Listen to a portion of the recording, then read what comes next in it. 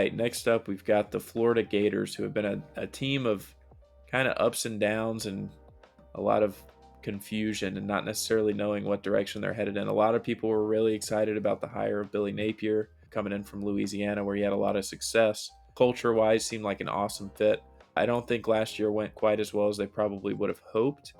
As it is in the SEC, you saw it with Brian Harsin at Auburn. You've seen it with a ton of guys. How fast will this fan base kind of turn their back on Billy Napier if things don't start strong this season? And what are those realistic expectations? Like, what should be expected out of him? Are we looking for a 4-0 start? Are we looking for a 10-win season? These are the kind of unrealistic expectations I would kind of say you usually get in the SEC territory. But I think that's something to track this year is if Florida doesn't get off to a great start, will those folks start standing up and calling for this job and start looking in another direction?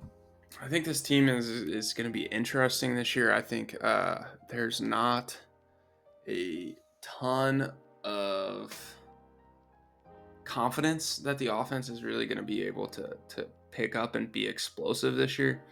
The quarterback situation, Graham Mertz has officially been named the starting quarterback.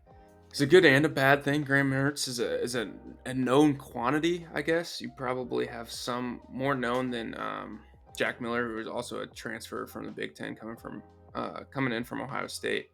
But I wouldn't call Graham Mertz's career at Wisconsin hugely successful. So how does that translate down to the SEC against the teams that Florida is going to play this year, especially Georgia? I don't know, but he has obviously shown enough to win the starting job. So we'll kind of see where they go from here. But he was officially been named the starter, so that it's earlier than most quarterback battles that we've seen so far this offseason. Yeah, and they obviously had an appetite for a quarterback. I don't know for sure that they got the one they wanted, but they did get a quarterback. So Graham Mertz is coming in. Jack Miller got a chance to start in the bowl game last year because Anthony Richardson, their quarterback that just went, I don't remember where he was drafted, but he was drafted really early on by the Colts.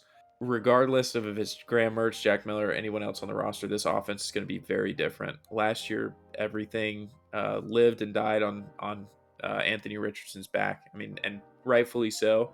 He's one of the most dynamic playmakers we've seen in college football in a long time. But either way, I don't see how they can run this offense the way they did last year. They're going to lean heavily on the run game, just like they did last season, but it'll probably come a lot less from the quarterback position. Trevor Etienne and Montreal Johnson both were some of the best running backs in the conference last year. They're both back, so I don't expect anything different. Probably that two-headed monster will continue to run around the SEC. But as far as what the passing game looks like and what kind of sets they're running, I think there's going to be a big challenge for the offensive staff there at Florida to put together an offense around kind of some of these more traditional quarterbacks. Yeah, and I do think I missed this in my discussion earlier, but Jack Miller has been battling injury, shoulder injury, throughout camp. So I think that made Napier's decision maybe a little easier or just a little different than maybe how it would have gone. So I guess we'll see if he does play himself back into some reps as the season goes on, once he gets healthy. But as you said, I think this team goes as they run the ball because I don't see a lot coming out of the quarterback room. And defensively, I expect there to be an improvement, mostly because I don't know if they could get any worse. Last year, they With so they much gave up the talent. most. They've always had a lot of talent on the defensive end. You kind of think of all the big interior defensive linemen they've produced, defensive backs and things like that. They've always had a lot of talent in those positions. But last season, they gave up the most points that they've ever given up in the history of the Florida Gators, as well as the most rushing touchdowns in their school history. And they gave up almost 200 yards rushing per game, 175 yards on the ground per game. They brought in a new defensive coordinator, Austin Armstrong. He's kind of a young mind. He's only 30 years old. There's a lot of young talent that Billy Napier's been able to bring in. It's just a matter of if they're ready to go and if they've had the chance to develop them to be ready to play on Saturdays yet.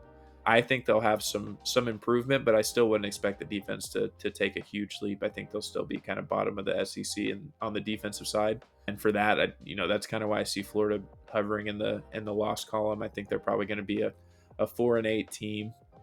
Just looking at their schedule, and like I said, the big storyline will be is Florida going to be the Florida fan base and booster base going to be patient enough to let another season like that slide?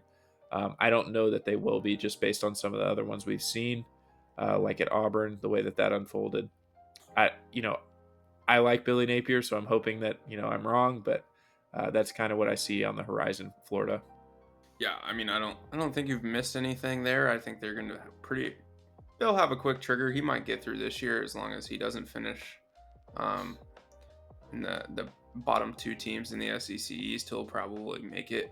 Depending, obviously, some of that has some style points to it. If it's non-competitive, it'll probably go a different way. But yeah, not much else to say on Florida. I think there are a lot of unknowns. I don't expect a whole lot from them this year. At best, they're fourth, probably fourth best in the SEC East this year.